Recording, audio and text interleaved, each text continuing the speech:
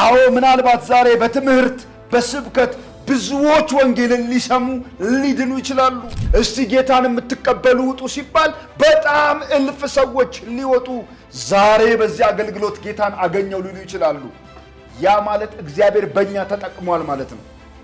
እግዚአብሔር በእኛ ደስ ብሎታል ማለት ግን ላይሆን ይችላል። ምናልባት ዛሬ በመዝሙራችን ሰዎች እያነቡ እጆቻቸውን አንስተው ከልብ አምልከው ሊሆን ይችላል። እግዚአብሔር ነካኝ፣ እግዚአብሔር ተናገረኝ፣ በኃጢአት የተወቀስኩ፣ በተስፋ መቁረጥ የተስፋ ቀጠልኩ ሊሉን ይችላሉ።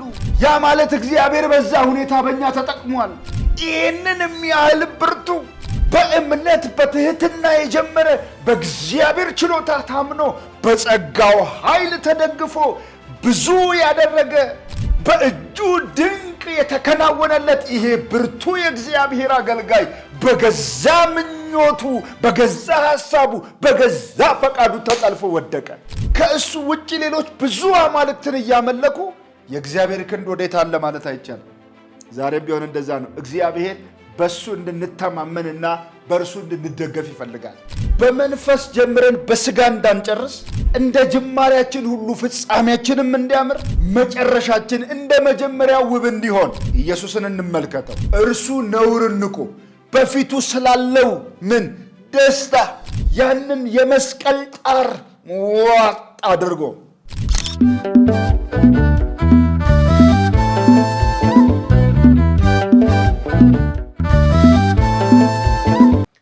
ክብርና ምስጋና አምልኮትና ውዳሴ ከዘላለም እስከ ለዘላለም ድረስ ለሕያው አምላካችን ይሁን። ወገኖች እንዴት ዋላችሁ? እግዚአብሔር የተባረከ ይሁን። ጸጋ በክርስቶስ ኢየሱስ ይብዛላችሁ።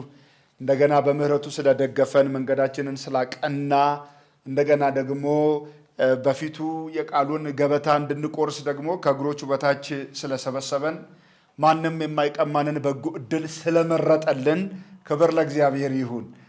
መፈለግንም ማድረግንም በእኛ ሕይወት የሚያደርገው እሱ ነው። ያለ ጸጋው ያለ እርሱ ምህረት ምንም የሚሆን ነገር የለም። ስለዚህ በእሱ ተደግፈን ስላለን ጌታን እጅግ አድርገን እናመሰግነዋለን። ጌታ የተባረከ ይሁን።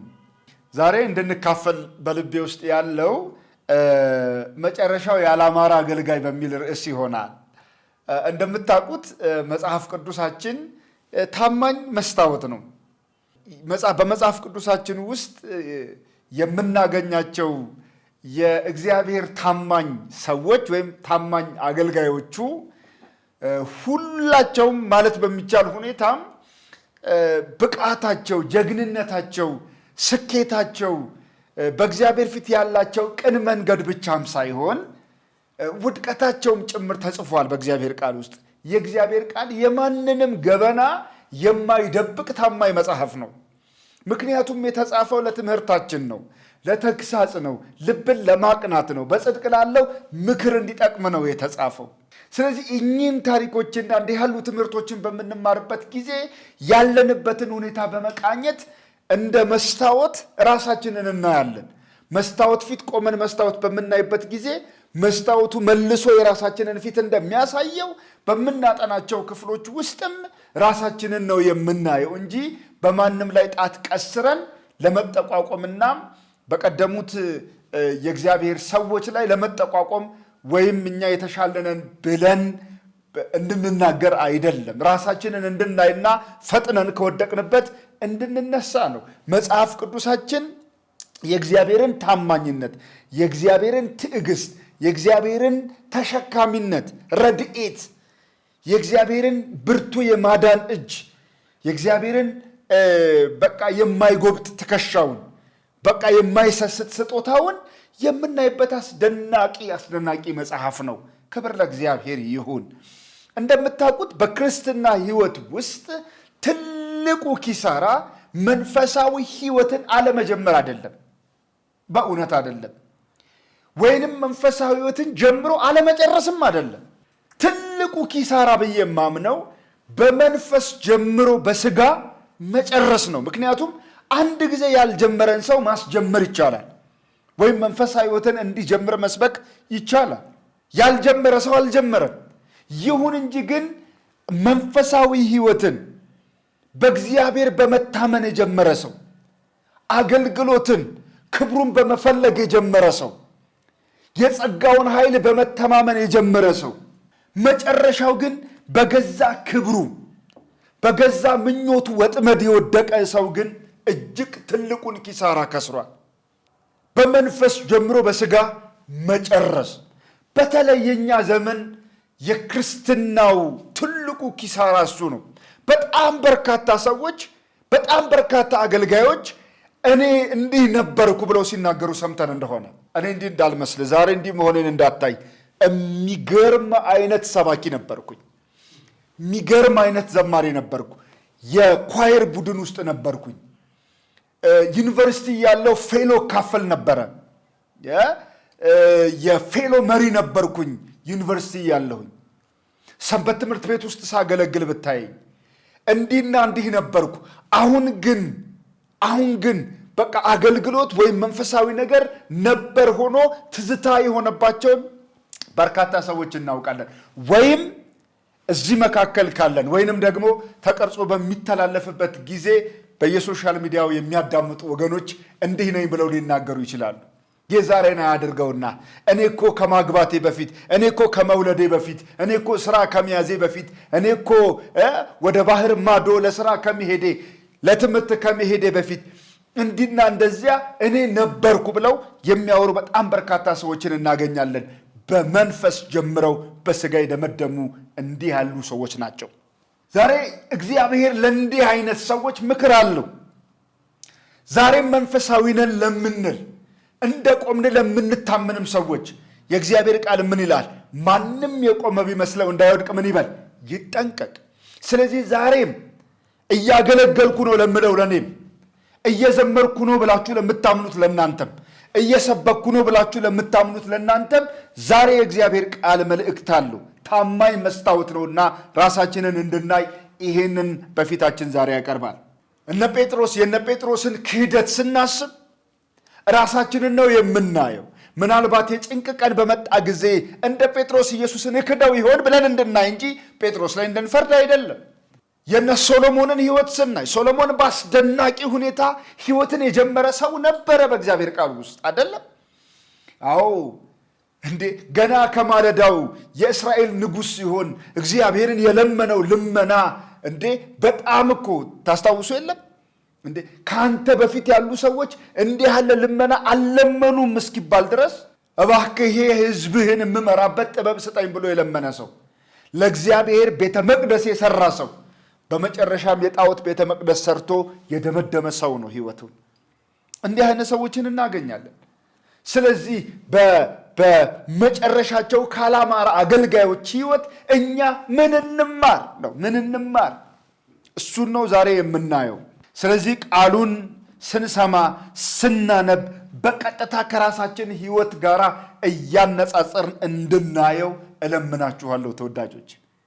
እኔስ ብሆን እኔስ እያለን እንድናየው ዛሬ ቃሉን ስናይ በወደቀው ሰው መፍረድ ሳይሆን እርሱ በወደቀበት ውድቀት ላለመውደቅ በእግዚአብሔር ምሕረት ታግዞ መነሳት፣ እንደገና ምናልባት በእንዲህ አይነት መንፈሳዊ ድንዛዜ ውስጥ ካለን ዛሬ ትንሣኤ እንዲሆንልን እና ከጌታችን ጋር ፍጹም የሆነ መጣበቅ እንዲኖረን ነው ዛሬ ይህንን ትምህርት የምንማረው። ዓላማው ይሄ ነው። ክብር ለእግዚአብሔር ይሁን እና ዛሬ ታሪኩን የምናየው አንድ ጌዲዮን ስለሚባል ሰው ነው። ጌዲዮን የመሳፍንት መጽሐፍ ምዕራፍ 6 ከቁጥር 11 ጀምሮ ታሪኩን የምናይለት ሰው ነው ጌዲዮን። የጌዲዮን አጀማመር በጣም ደስ የሚያሰኝ ነው። አጀማመሩ ዝቅ በማለት ትህትናን እንደ ካባ በመልበስ በሚያስደንቅ እምነት ከእግዚአብሔር ጋር ግንኙነት የጀመረ ሰው ነው ጌዲዮን። መጽሐፍ ቅዱሳችን እንደዚህ ይለናል። ምዕራፍ 6 ቁጥር 11 መሳፍንት መጽሐፍ። ያ የመሳፍንት ዘመን እንደምታውቁት ሰው ሁሉ በፊቱ መልካም መስሎ የታየውን የሚያደርግበት ዘመን ነው። ሰው ሁሉ ትልቁን የእስራኤልን አምላክ እግዚአብሔር ያህዌንም ያመልካል። እንደገና ደግሞ በቤቱ ትንንሽ ጣዖታትም ደግሞ አሉት። ለእግዚአብሔርም ይሰዋል፣ ለጣዖትም ይሰግዳል። በእስራኤል ንጉሥ አልነበረም የሚል ተደጋጋሚ ማሳሰቢያ ይሰጣል በመሳፍንት መጽሐፍ ውስጥ። በእስራኤል ንጉሥ አልነበረምና ሰው ሁሉ በፊቱ መልካም መስሎ የታየውን ያደርግ ነበር ይልናል በተደጋጋሚ። ሰው ሁሉ በፊቱ መልካም መስሎ የታየውን በሚያደርግበት ዘመን እግዚአብሔርም ደግሞ የቅጣት በትሩን የሚያነሳበት ጊዜ ነበር። በመሳፍንት መጽሐፍ ውስጥ በጣም በርካታ መሳፍንቶች ተነስተዋል። እስራኤል ወደ ጣዖት አምልኮ ዘወር ይላል። በጣዖት አምልኳቸው ምክንያት ለጠላቶቻቸው ተላልፈው ይሰጣሉ። እንደገና ይጮሃሉ። እንደገና እግዚአብሔር ምሕረት ያደርጋል። ይሄኔ በአንዱ ስፍራ ምድያማውያን ተነስተው እስራኤልን ባጠቁበት፣ ወይናቸውን ሁሉ ባጠፉበት፣ የዘሩትን እንዳይበሉ በእረፍት እንዳይሆኑ ብዙ ትግልና ጦርነት በሚያደርጉበት ዘመን እግዚአብሔር አንድን ሰው እስራኤልን እንዲታደግ ጉልበት ሊሆነው መረጠው። ስሙ ጌዲዮን የሚባል ሰው ነው እና እንደዚህ ይለናል የእግዚአብሔር ቃል። የእግዚአብሔር መልአክ መጥቶ በኦፍራ ባለችው በአቢዔዝራዊው ለኢዮአስ በነበረችው በአድባሩ ዛፍ በታች ተቀመጠ። ልጁም ጌዲዮን ከምድያማውያን ምን ለማለት ለመሸሸግ በወይን መጭመቂያ ውስጥ ስንዴ ይወቃ ነበረ። ወይን መጭመቂያ ነው፣ ጉድጓድ ነው። ጉድጓድ ውስጥ ስንዴ ይወቃል። ምን ፈርቶ? ምድያማውያንን ፈርቶ። በወይን መጭመቂያ ጉድጓድ ውስጥ ስንዴ ይወቃል። የፈራውማ ጌዲዮን። እንዲህ ሆነ። እግዚአብሔር እንዲህ ብሎ ተናገረው። ታሪኩን ስለምታውቁት ወደ መልእክቱ ለመግባት ታሪኩን ለመተረክ ነው እንጂ አላነበውም ሁሉንም። እና እግዚአብሔርም እንዲህ አለው። የእግዚአብሔር መልአክም ተገልጦ አንተ ጽኑ ምን ኃያል ሰው። እግዚአብሔር ከማን ጋር ነው? ከአንተ ጋር ነው። ጌዲዮን ጽኑም አይደለም፣ ጌዲዮን ኃያልም አይደለም። ጌዲዮን ፈሪ ነው። ጌዲዮን ልፍስፍስ ነው። ምክንያቱም በተራራ ላይ ገላጣ በሆነ ስፍራ ላይ ሳይሆን ስንዴ የሚወቃው የት ውስጥ ነው? ወይን መጭመቂያ ውስጥ ነው።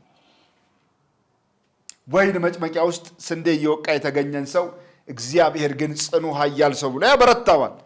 ከዛ እግዚአብሔር ካንተ ጋር ነው አለው። ጌዲዮን ጠየቀ፣ እግዚአብሔር ከኛ ጋር ቢሆን ይህ ሁሉ መከራ ለምን ደረሰብን? ለምን ይህ ሁሉ ነገር? አባቶቻችንስ እግዚአብሔር ከግብፅ አውጥቶናል ብለው ይነግሩን የነበረ ተአምራት ወዴት ነው? ያህዌ የእስራኤል አምላክ እግዚአብሔር ከግብፅ የባርነት ቤት ሕዝቡን ሲያወጣ በጸናች እጅ በተዘረጋች ክንድ ሕዝቡን ከምርኮ ሲያስለቅቅ 10 ተአምራትን በግብፅ አድርጎ በሞተ በኩር ወይም በኩር ልጆቻቸውን በመግደል በኃይል እግዚአብሔር ነፃ አውጥቶ ባህር ከፍሎ አሻግሮ ጠላቶቹን ለአንዴና ለመጨረሻ ጊዜ አሁን የምታያቸውን እስከ መጨረሻው ድረስ አታያቸውም ብሎ በባህር አስምጦ ጠላቶቻችንን አጥፍቶ እንደገና በምድረ በዳ መና እየመገበ በብርሃን አምድ እየከለለ ፀሐዩ እንዳያቃጥለን በአምደ ደመና እየጋረደ እነዚህ በመንገዳችን ሁሉ የሚያጋጥሙን ነገስታት እንዳንበጣ እያረገፈ በምድረ በዳ መራን ያልነው እግዚአብሔር ከደረቅ አለት ውሃ ፍልቋል የተባለው እግዚአብሔር ያ ያህዌ የታለ? ያ ክንዱ የታለ? ይሄው ምድያማውያን እያስጨነቁን ነው፣ እንደ አንበጣ ብዙ ናቸው። ያ እግዚአብሔር የታል ብሎ ጠየቀ። እኛም ቢሆን እንደዛ ነው የምንለው። አንዳንዴ በህይወታችን ውስጥ እኮ አንዳንድ ነገር ሲሆን የታል እግዚአብሔር? የታል እግዚአብሔር አይደል? እግዚአብሔር የታል? ልጅ የሚፈልገው ሰው ልጅ ሲያጣ እግዚአብሔር ቢኖር ለእኔ እንዴት የማህፀንን ፍሬ ይከለክለኛል? እንዴት የአብራኬን ክፋይ ይከለክለኛል ይላል። አለቆቹ በግፍ ያባረሩት ሰራተኛ እግዚአብሔር ቢኖር እንዴት እንባዬን አያብስም ይላል። በኑሮ የሚደቆስ ባልሰራ ወንጀል ዘብጥያ የወረደ እግዚአብሔር የት አለ ይላል። ለፍቶ ለፍቶ ለፍቶ አመዳፋሽ የሆነ ሰው እግዚአብሔር የት አለ? እግዚአብሔር ቢኖር ይላል። ልክ እኮ ነው። ጌዲዮን ጠየቀ። ግን ችግሩ እግዚአብሔር የትም ሄዶ ሳይሆን ወይም የእግዚአብሔር ያለመቻል ውጤት ሳይሆን የእስራኤላውያን ችግር የራሳቸው ችግር ነው። የራሳቸው ኃጢአት፣ የራሳቸው ጣዖት ማምለክ። ምክንያቱም እግዚአብሔር ብሏል። እዛ ዘዳግም ላይም እግዚአብሔር ማስጠንቀቂያ ነግሯቸዋል። ብትታዘዙኝ እሺ ብትሉኝ እኔም ብቻ ብታመልኩኝ ነው። ምንም እሺ ብትሉ ብትታዘዙ የምድርን በረከት ትበላላችሁ ነው። በዚህ ለዘላለም ትኖራላችሁ። ግን ከቃሌ ውልፊት ብትሉ እንዴ መርሆ ምን ይላል? አምላክህ እግዚአብሔር ስንት ነው? አንድ እግዚአብሔር ነው፣ ከእርሱ በቀር ሌሎች አማልክት አይሁኑልህ የሚል መመሪያ አለ። ከእሱ ውጪ ሌሎች ብዙ አማልክትን እያመለኩ የእግዚአብሔር ክንድ ወዴት አለ ማለት አይቻልም። ዛሬም ቢሆን እንደዛ ነው። እግዚአብሔር በሱ እንድንተማመንና በእርሱ እንድንደገፍ ይፈልጋል። አዎ እንድንተማመንበት ይፈልጋል። ስለጠየቀ በጣም የሚያስደንቅ ነው። በእግዚአብሔር በመታመን የጀመረ ሰው ነው ጌዲዮን። አጀማመሩ ምርጥ ነው በጣም። ያ ብቻ አይደለም። እግዚአብሔርን ለማክበር ሲነሳ መጀመሪያ ያደረገው ምንድን ነው? ለእግዚአብሔር መሰዊያን በመስራት ጀመረ። አገልግሎቱን መሰዊያን በመስራት ያ የተበታተነውን መሰዊያ በመሰብሰብ መሰዊያ በመስራት መንፈሳዊ ተሐድሶውን ከራሱና ከገዛ ቤቱ የጀመረ ሰው ነው። አዎ እንዴት ያለ አጀማመር ነው! አዎ እግዚአብሔርን እኔ አመልከዋለሁ፣ ለእግዚአብሔር እኔ ሰዋለታለሁ በሚል ቅንዓት የተጀመረ። ቁጥር 22 ላይ ልውሰዳችሁ። ቁጥር 22 ላይ ጌዲዮንም የእግዚአብሔር መልአክ እንደሆነ አየ። ጌዲዮንም አቤቱ አምላክ ሆይ ወዮልኝ፣ የእግዚአብሔርን መልአክ ፊት አይቻለሁና አለ። ቁጥር 23 እግዚአብሔርም ሰላም ላንተ ይሁን አትፍራ አትሞትም አለው። ጌዲዮንም ቁጥር 24 በዚያ ለእግዚአብሔር ምን ሰራ? መሰዊያን ሰራ፣ ስሙንም እግዚአብሔር ሰላም ብሎ ጠራ። አዎ ምድያማውያን ረብሽ፣ ምድያማውያን ነውጥ፣ ምድያማውያን ጦርነት ያነሳሉ። እግዚአብሔር ግን ምንድን ነው? ሰላም። እግዚአብሔር ሰላም ብሎ መሰዊያ ሰርቶ አየ። በዛ ለእግዚአብሔር መስዋዕት ያቀረበ ሰው ነው ጌዲዮን። አጀማመሩ መሰዊያ በመስራት መስዋዕት በማቅረብ እግዚአብሔር ሰላም ይሰጣል ብሎ በመታመን የጀመረ አገልጋይ ነው ጌዲዮን። ደስ ይላል። ያ ግን ብቻ አይደለም። ጌዲዮን አምላክ ያልሆነውን ጣዖት እና የሚመለከውን የማምለኪያ አጸድ ሰው ቤት ሄዶ ሳይሆን የገዛ አባቱ ቤት ያለውን የማምለኪያ አጸድ ወይም የጣዖት አምልኮ ያፈራረሰ ሰው ነው። ቁጥር 25 እንዲህ ብሎ ይጀምራል። እግዚአብሔርም በዚያ ሌሊት የአባትህን በሬ 7 ዓመት የሆነውን ሁለተኛውን በሬ ውሰድ፣ የአባትህ የሆነውን የበዓል መሰዊያ ምን በል ይለዋል? አፍርስ ይለዋል። በእርሱም ዙሪያ ያለውን የማምለኪያ አጸድ ቁረጥ፣ በዚያም ኮረብታ አናት ላይ ለአምላክህ ለእግዚአብሔር መሰዊያ አሳምረ ስራ። ሁለተኛውንም በሬ ውሰድ፣ በዚያም በቆረጥከው በማምለኪያ አጸዱ እንጨት ላይ የሚቃጠለውን መስዋዕት አቅርብ አለው። ጌዲዮንም ከባሪያዎቹ 10 ሰዎችን ወስዶ እግዚአብሔር እንዳለው አደረገ። የአባቱንም ቤተሰቦች የከተማውንም ሰዎች ስለፈራ ይህን በቀን ለማድረግ አልቻለም። ነገር ግን በሌሊት አደረገው። አዎ የሌሊቱን የጨለማውን ስራ በጨለማ ፈረሰው። የጣዖት አምልኮ ጨለማ ነው። የጣዖት አምልኮ መታወር ነው። ያንን በሌሊት አፈረሰው። እግዚአብሔር እንዳለው አድርጋለሁ፣ አፍርስ እንዳለው አፈረሰው። አዎ በጣም ደስ ይላል። ይሄ የማምለኪያ አጸድን በማፍረስ የጀመረ ሰው ነው ጌዲዮን። በጣም ደስ ያሰኛል። አያችሁ፣ ተሐድሶውን ወይም መለወጡን ከገዛ ቤቱ ያደረገ ሰው ነው። ራሱ መሰዊያ ሰራ፣ ራሱ እግዚአብሔርን አከበረ፣ ራሱ የእግዚአብሔርን ድምፅ ሰማ፣ ራሱ የአባቱ ቤት ያለውን የማምለኪያ አጸድ ቆርጦ እንጨቱን ቆርጦ አነደደው። እንዲህ አይነት ሰው ነው ጌዲዮን። ደስ ይላል። በጣም ደስ ይላል። የጌዲዮን ጅማሬ መንፈሳዊ ውበቱ ድንቅ ነው። በጣም ያስደንቃል። ለእግዚአብሔር ቃል የታዘዘም ሰው ነው ጌዴዎን። ያ ብቻ አይደለም። በልምድያማውያንን ታሸንፋለህ ውጣ አለው እግዚአብሔር አይደል? ታስታውሳላችሁ። ውጣ አለው። እሺ እወጣለሁ አለ። ስለዚህ ለጦርነት ከተጠራ ጌዴዎን 32,000 ሰው ለጦርነት ተሰበሰበ። 32,000 ሰው። የምድያም ሰራዊት መጽሐፍ ቅዱስ እንደሚነግረን እንደ አንበጣ ነበሩ። ማለት ልቆጥራቸው አትችልም። በጣም ብዙ ናቸው። በጣም ብዙ ልትቆጥራቸው አትችልም። ቁጥሩ ለማይታወቅ እንደ አንበጣ ተብሎ በጅምላ ለሚጠራ 32,000 ራሱ ትንሽ ነው። ይሁን እንጂ እግዚአብሔር እንዲህ አለ እግዚአብሔር ምዕራፍ 7ን ዘልቅ ያለው እግዚአብሔርም ጌዴዎንን ካንተ ጋር ያለው ሕዝብ በዝቷል አለው። ስለዚህ እስራኤል እጄ አዳነኝ ብሎ እንዳይታበይብኝ፣ እግዚአብሔር እኮ ነው የሚለው እንዳይታበይብኝ እኔ ምድያምን በእጅ አሳልፌ አልሰጣቸውም። ስለዚህ ሂድ ክንዴ አዳነኝ እንዳይል፣ ቁጥሬ አዳነኝ እንዳይል፣ 32,000 ስለሆነ አዳነኝ እንዳይል ይሄ ሁሉ አይሄድም አለ እግዚአብሔር። ምን ላድርግ በል፣ አሁን እንዲህ በል፣ ገለዓድ ተራራ ላይ ቁምና እንዲህ በል። ምን ልበል? ገለዓድ ተራራ ላይ ቆመ የፈራ የደነገጠ ከዚህ ተራራ ይመለስ ብለህ ንገራቸው አለው። እሺ አለ ጌዴዎን።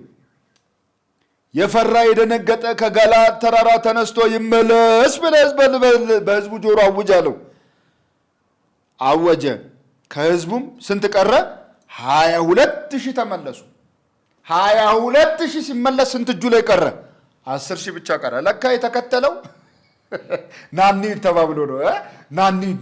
ናኒድ መንፈሳዊ ህይወትንም የሚጀምሩ ሰዎች ናኒድ ተባብለው ነገር ነው። ናንዘምር እስቲ ዛሬ ናስቲ በእንትን ማለት ነው። ይሄን በሞቅታ በጓደኛ አጀብ እንትና ደስ ይለኛል፣ እሱ ጋር ሄጄ ብካፈል እንትና እኔ እንትኑም ደስ ይለኛል ነገር። ከዛ ግን ቁርጡ ቀን ሲመጣ 22,000 ሰው አጠገብህ የለም። ስለዚህ በቤተ ክርስቲያን ውስጥ ያሉትም ሰዎች ከ22,000ዎቹ እንዳይሆኑ እግዚአብሔር ይጠብቃል። በቃ 22,000 ተመለሰ፣ 10,000 እጁ ላይ ቀረ። ጌዴዎን ሳይደነግጥ ይቀራል። የምድያም ሰራዊት ቁጥሩ ስንት ነው? እንዳንበጣ ነው። በጣም ብዙ ነው የህዝቡ ቁጥር። በጣም ብዙ ህዝብ አለ። የምድያም ሰራዊት 10,000 ነው እጁ ላይ ያለው። እግዚአብሔር ምን አለ? እግዚአብሔር ደግሞ ምን አለ? እግዚአብሔርም ጌዴዎንን ህዝቡ ገና ብዙ ነው 10,000። አዎ 10,000 ራሱ በስቷል። ለእኔ አልፈልግም እሱን። ምን ይሁን አሁን ወደ ውሃ ዘህልኝ ውረድ፣ ከዛስ ይሄድ የምለው ብቻ ይሄዳል። በምን ልለያቸው? እንደ ውሻ የሚጠጣና እንደ ወታደር የሚጠጣውን ለይልኝ አለ። እንደ ወታደር ማለት ምንድን ነው? በርከክ ብሎ ግራ ቀኙን እየቃኘ በእጁ እየጨለፈ የሚጠጣ። እንደ ውሻስ በምላሱ የሚልስ። ሲለይ 10,000 ነው እንግዲህ 700 ሰው እንደ ውሻ ነው የሚጠጣው። በጣም ይገርማል። 700 ሰዎች 300 ሰው ንቁ ወታደሮች ናቸው። ከዛ እግዚአብሔር ምን አለ? 700ን አሰናብት፣ ወደ ሚስቶቻቸው ወደ ልጆቻቸው ይሄዱ። ለአንተ 300 ሰው ይቀርሃል። ምን ሊያዝ? ምንም ሰይፍ የለም። በነገራችን ላይ በዚህ ውትድርና እንትን ውስጥ ሰልፍ ውስጥ ሰይፍ የለም። የያዙት ምንድን ነው? ማሰሮ እና ችቦ ነው። በቃ ሌላ የለም። እና ቀንደ መለከት ነው። ቀንደ መለከት ይዘዋል፣ ማሰሮ ይዘዋል እና ችቦ ይዘዋል። እና እግዚአብሔር እንዲህ አደረገ። በእንዲህ አይነት የ300 ወታደር ቁጥራቸው እንደ አንበጣ የሆኑትን የምድያምን ሰራዊት እግዚአብሔር እርስ በእርሳቸው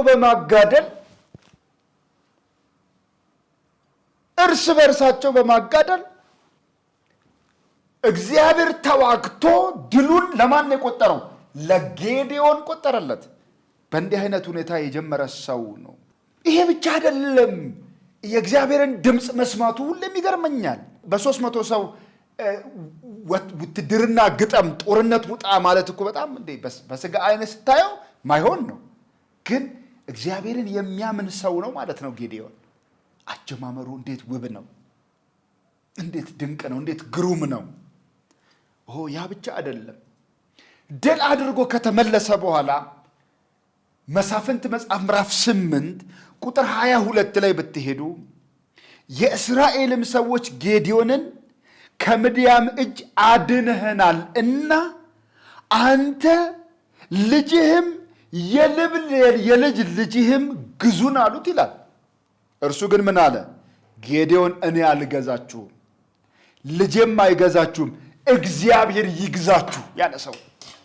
እንዴት አይነት ሃምብል ነው! እግዚአብሔር ይግዛችሁ። ንጉሥ እግዚአብሔር ነው። የእስራኤል አምላክ ንጉሥ ነው። በሕዝቡ ሁሉ ላይ ታላቅ ነው። እኔ አይደለሁም ገዢ፣ እኔ አይደለሁም መሪ፣ እኔ አይደለሁም የበላይ፣ እግዚአብሔር ነው የበላይ፣ እግዚአብሔር ነው መሪ፣ እግዚአብሔር ነው ገዢ፣ እሱ ይግዛችሁ ብሎ ክብርን የገፋ ሰው ነው የጌዲዮን ጅማሬ። ችግሩ እዚህ ጋር ነው። እስቲ ዝም ብላችሁ ይዩት። አንድ እግዚአብሔር ጸጋ አለበት የሚባል ሰባኪ አስተማሪ ወይንም ደግሞ እረኛ ወይንም ደግሞ በሆነ መንገድ እግዚአብሔርን የሚያገለግል ሰው ስናይ የሚገርም ሀምብልነት እያየንበት ነው። እንዴት ነው ትህትናው? እንዴት ነው ደግነቱ? እንዴት ነው የዋህነቱ? እንዴት ነው ሰው አቅራቢነቱ? እንዴት ነው በእግዚአብሔር ጸጋ የሚያገለግለው ያልነው ሰው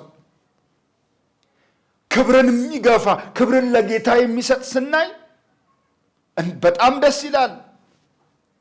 በጣም ደስ ይላል። ግን ፍጻሜው ካላማረ እንዲህ ይሆናል። ጌዲዮን እንዲህ ሆነ። ጌዲዮን በአንደበቱ ንግስናውን አይፈልገው እንጂ እንደ ንጉሥ ግን ምርኮን ተካፈለ፣ ድርሻውን ወሰደ። ስለዚህ አንደበቱና ፍላጎቱ ተለያየበት። አንደበቱ የተናገረው እግዚአብሔር ንጉሥ ይሁን ነው። ድርጊቱ ግን እንደ ንጉሥ ድርሻን ተቀበለ። መሳፍንት መጽሐፍ ምዕራፍ 8 ቁጥር 24 እንደዚህ ይላል። እስማኤላውያንም ስለነበሩ የወርቅ ጉትቻ ነበራቸውና ጌዲዮን ሁላችሁ ከምርኳችሁ ጉትቻችሁን እንድትሰጡኝ እለምናችኋለሁ አላቸው ይላል። ጉትቻዎቻችሁን ስጡኝ፣ ወርቃችሁን ስጡኝ አለ። ከዛስ ችግሩ እዚህ ጋር ነው። ወደቀ፣ ተሰናከለ። እዚህ ጋር ነው መቋቋም አቃተው። ምን ተፈጠረ? እነርሱም ፈቅደን እንሰጥሃለን ብለው መለሱለት። መጎናጸፊያም አነጠፉ። ከዛስ ሰውም ሁሉ የምርኮን ጉትቻ በዚያ ላይ ጣለ። የለመነውንም የወርቅ ጉትቻ ሚዛኑ ከአምባሩ ከድሪውም የምድያምንም ነገሥታት ከለበሱት ከቀዩ ቀሚስ በግመሎቻቸውም አንገት ከነበሩት ሱሉሲዎች ሌላ 1700 ሰቅለ ወርቅ ነበረ። ጌዲዮንም ምን አደረገው? ጌዲዮንም ኤፉድ አድርጎ ሰራው፣ በከተማውም በኦፍራ አኖረው። እስራኤልም ሁሉ ተከትሎ አመነዘረበት፣ ለጌዲዮንና ለቤቱም ወጥመድ ሆነ።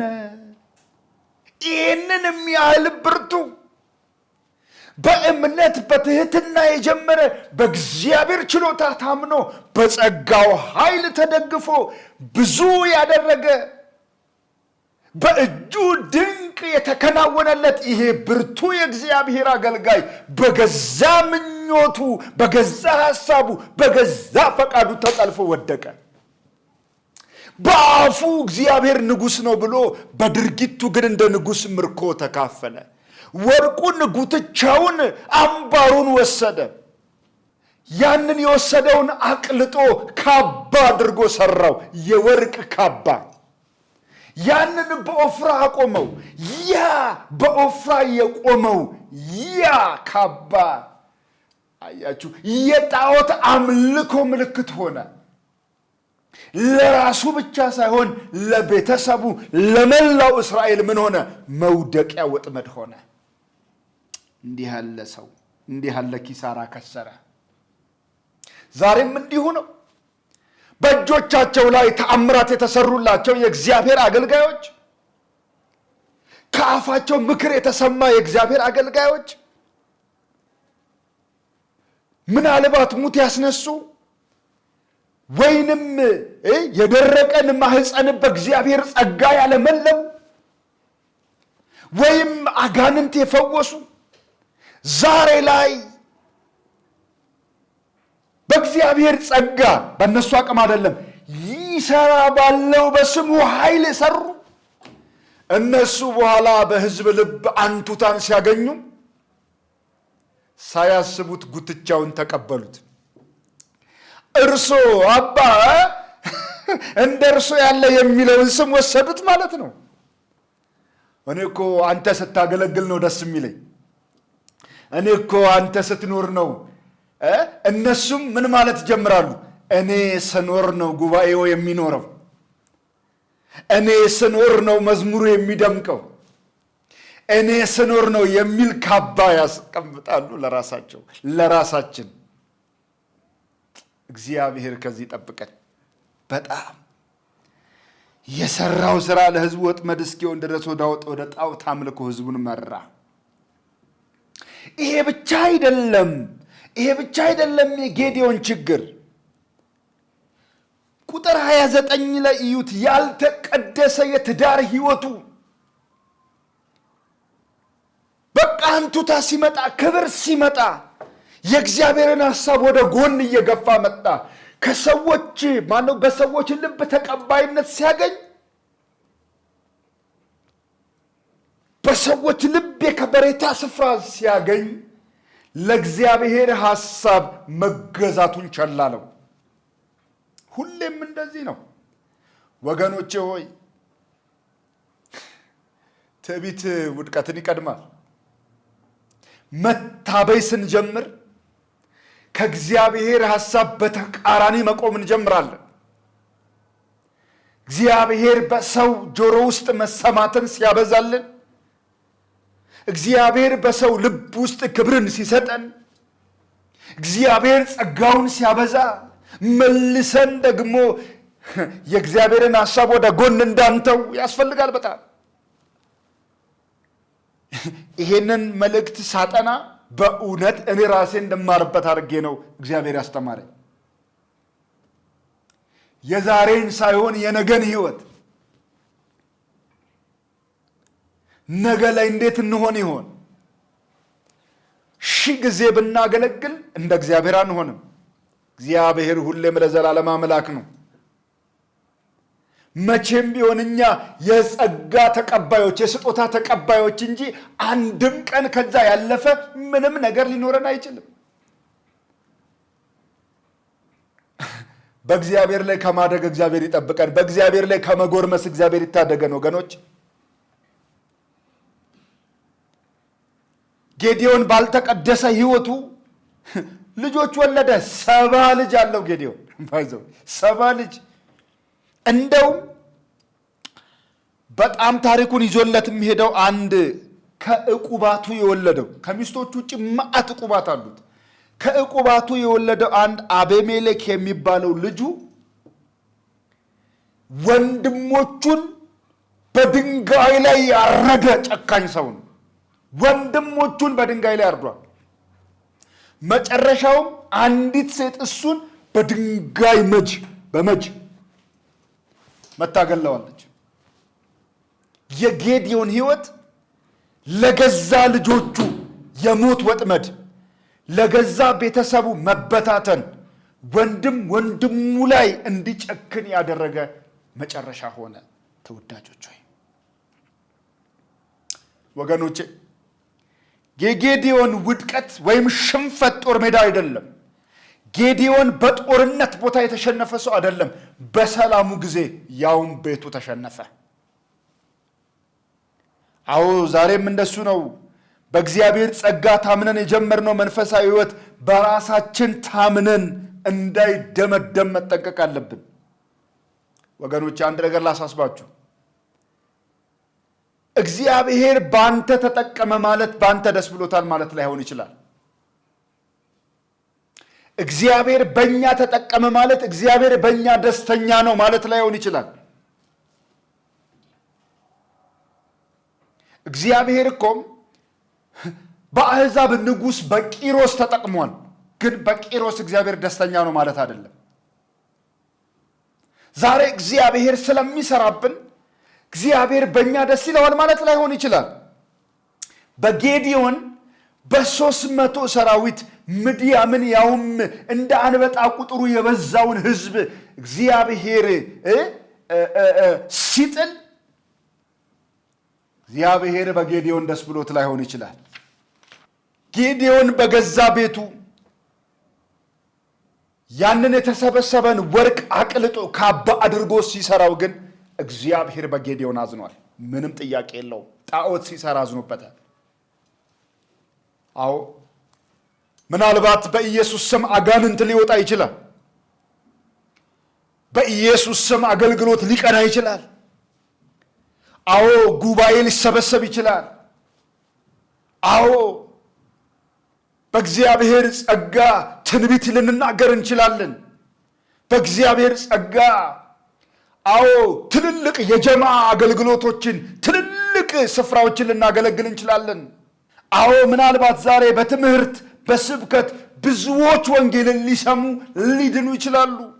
እስቲ ጌታን የምትቀበሉ ውጡ ሲባል በጣም እልፍ ሰዎች ሊወጡ ዛሬ በዚህ አገልግሎት ጌታን አገኘው ሊሉ ይችላሉ። ያ ማለት እግዚአብሔር በእኛ ተጠቅሟል ማለት ነው። እግዚአብሔር በእኛ ደስ ብሎታል ማለት ግን ላይሆን ይችላል። ምናልባት ዛሬ በመዝሙራችን ሰዎች እያነቡ እጆቻቸውን አንስተው ከልብ አምልከው ሊሆን ይችላል።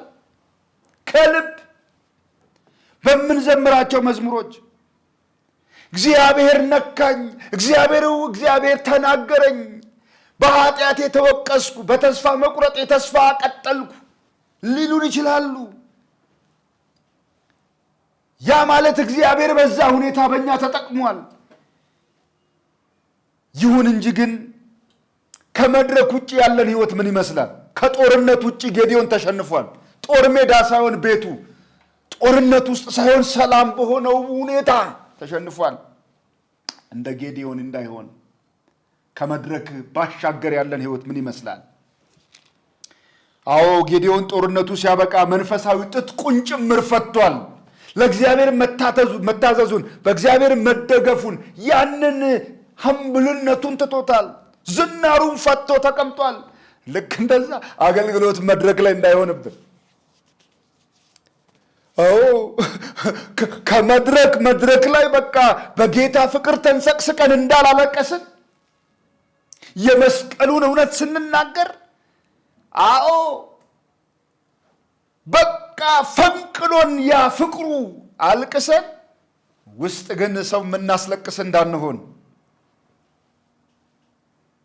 የትዳር አጋራችን የምታለቅስ፣ ልጆቻችን የሚያለቅሱብን፣ እቤታችን ያሉ ከቤታችን ጣሪያ በታች የተጠለሉ ሰዎች የማያዝኑብን አይነት ሰዎች እንድንሆን ትጥቁንና እንፈታው። በጣም ዛሬ እሱ ያስፈልገናል ወገኖቼ። አዎ ከመንፈሳዊ ህይወት ውጭ ያለን ነገር ምን ይመስል ይሆን? አገልግሎታችን መድረክ ላይ ብቻ እንዳይታጠር፣ መንፈሳዊነት ቤታችንም ውስጥ እንዲገባ። አዎ እሱ በጣም ያስፈልገናል። በመንፈስ ጀምረን በስጋ እንዳንደመድመው የእግዚአብሔርን ጸጋ በመጠማት ጀምረ ነው። እንደገና ደግሞ የእግዚአብሔርን ጸጋ ጥለን መንፈሳዊ ህይወታችን እንዳይቀጥል እግዚአብሔር ይታደገን ተወዳጆች። እግዚአብሔር ይታደገን ተወዳጆች። ጸጋ ስጦታ ነው። የህይወት ቅድስና ግን ምርጫ ነው። እግዚአብሔር በጸጋው በእኛ ይጠቀማል።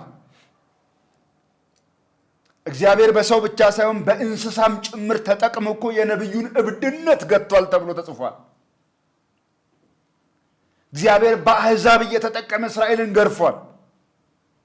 እግዚአብሔር ዛሬ በእኛ ስለሚጠቀም የተሻልን የተለየን ሰዎች እንደሆንን ራሳችንን መቁጠር የለብንም።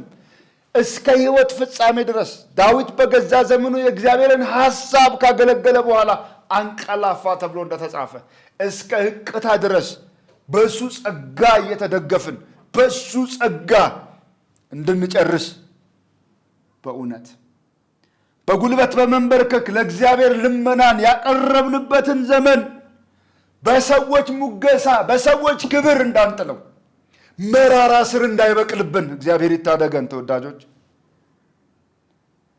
ቆይተን መራራ ስር እንዳይበቅል በጣም ዛሬ እንደሱ ነው የሚሆነው። በጣም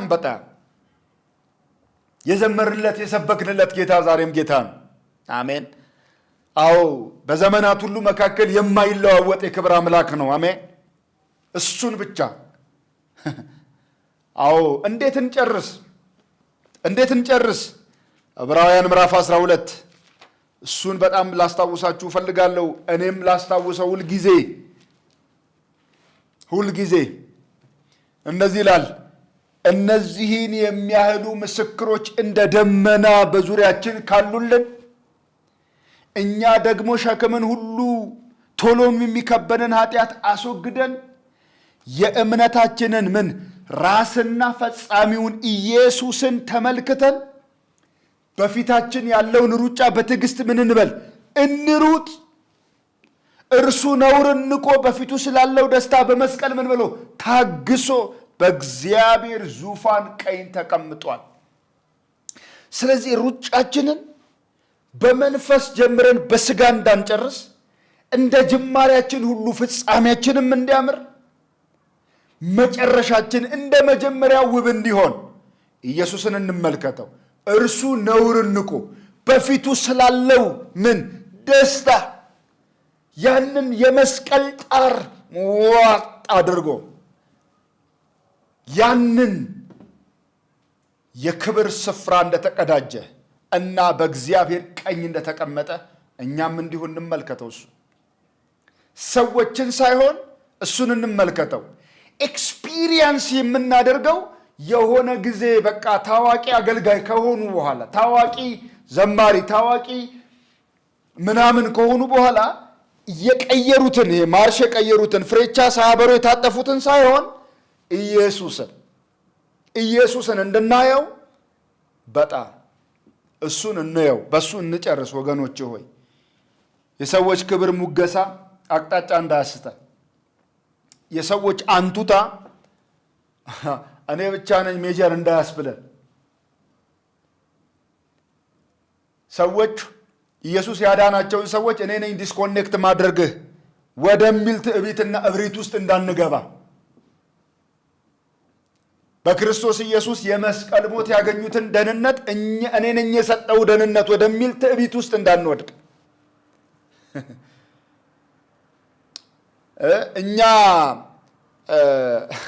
እኛ ጸለይን እንጂ የፈወሳቸው እኮ ጌታ ነው አይደል? እኔ ነኝ አጋንንት ያባረርኩ ሁሉ ወደሚል እብሪት ውስጥ እንዳንገባ እግዚአብሔር ተጠቀመብን እንጂ የስሙ ኃይል ሰርቶ ሰዎች ልጅ ቢታቀፉ እኔ ነኝ ልጅ የሰጠውሽ ወደሚል ትዕቢት ውስጥ እንዳንገባ፣ እግዚአብሔር በእኛ ተጠቅሞ ብዙዎችን ወደ ንስሐ ጠራ እንጂ እኛ አይደለንም ደህንነት የሰጠናቸው። አገልጋዮች ልንጠነቀቅ ይገባል። መጨረሻቸው ካላማር አገልጋዮች ሕይወት እንድንማር ጌታ ይርዳል። ወገኖቼ ጸጋ በክርስቶስ ኢየሱስ ይብዛልን እና በጥቅሉ የእግዚአብሔር ቃል መስታወት ነው። ራሳችንን እንይበት። እንዴት ነኝ አሁን? እንዴት ነው መጨረሻው ሩጫውን? አሁን እንዴት ነኝ? መንፈሳዊ ሕይወት ትዝታ የሆነባችሁ ወገኖቼ ዛሬ ከተኛችሁበት እንድትነቁ በጌታ ፍቅር እለምናችኋለሁ። የእግዚአብሔር እጅ ዛሬም የልባችሁን በሮች ያንኳኳል። ማንም ቢከፍትልኝ እገባለሁ እንዳለው ማለት ነው። ለብ ካለ የክርስትና ለብታ ሕይወት እንድንወጣ እንደገና የእግዚአብሔር ጸጋ ስለሚያቆም እንደገና የእግዚአብሔር ምሕረት ስለሚደግፍ እንደገና የእግዚአብሔር ኃይል በሕይወታችን ውስጥ እንደ አዲስ እንዲቀጣጠል በእውነት ጌታ ጸጋውን ያብዛልን። ክብርና ምስጋና ለሕያው አምላካችን ይሁን። ተወዳጆች ይሄ መልእክት በልባችን ይሁን። ሁልጊዜ እናስበው። ይሄ የአንድ ቀን ስብከት እንዳልሆነ አምናለሁ። በእውነት አምናለሁ። መጨረሻችን በፊቱ ማማር አለበት። ለአክሊል ለክብር እስከ ፍጻሜ ድረስ ጸንቶ ለመሆን በጣም ያስፈልጋል። የጌታ ጸጋ በነገር ሁሉ ይብዛልን። ተከናውኑ። እግዚአብሔር ከእናንተ ጋር ይሁን። ጸጋ ይብዛላችሁ።